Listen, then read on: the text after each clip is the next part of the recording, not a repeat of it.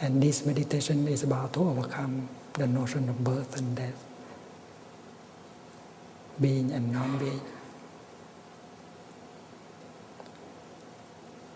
And after that,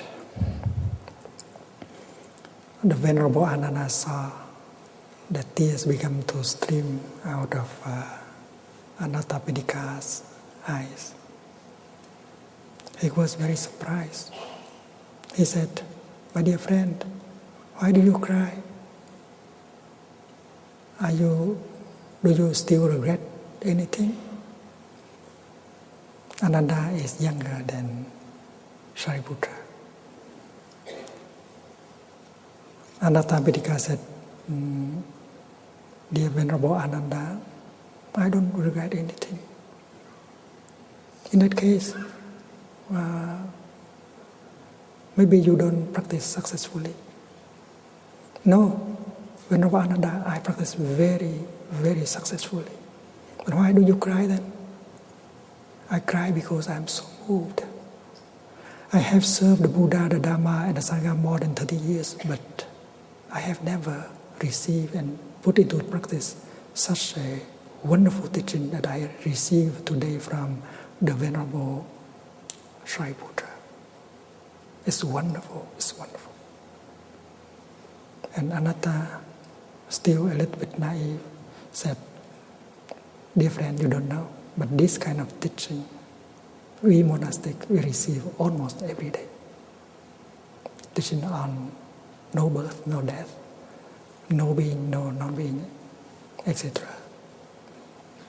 And then Anathapindika looked at the two venerables and said, "Dear Venerable Ananda, please go home and tell the Lord that we lay people, many of us are too busy, not capable of receiving this teaching and put it into practice.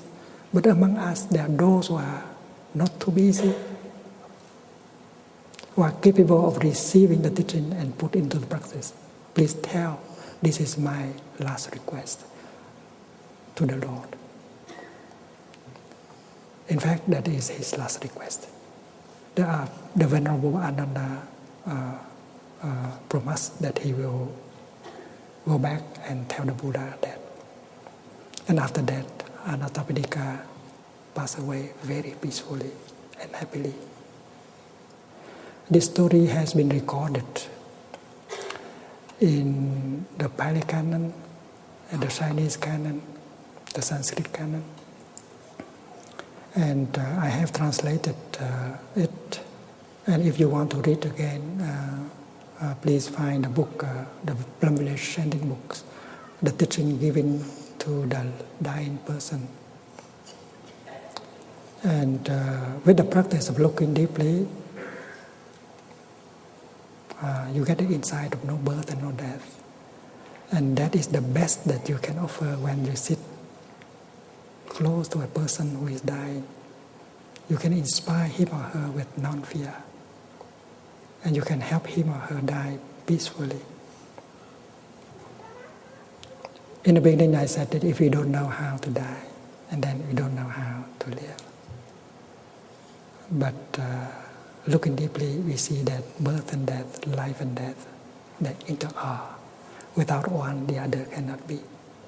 And if we can transcend the notion of birth and death, living and dying, and then we get the freedom, the real freedom.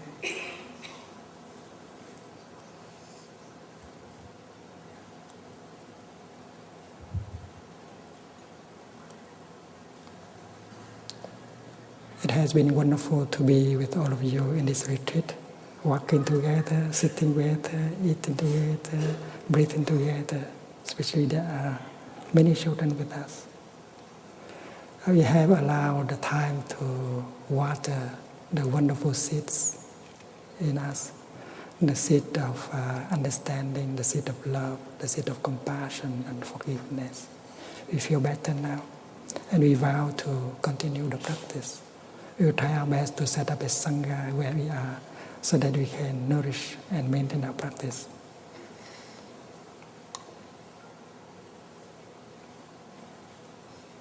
please go home safely and bring the Sangha home into your heart.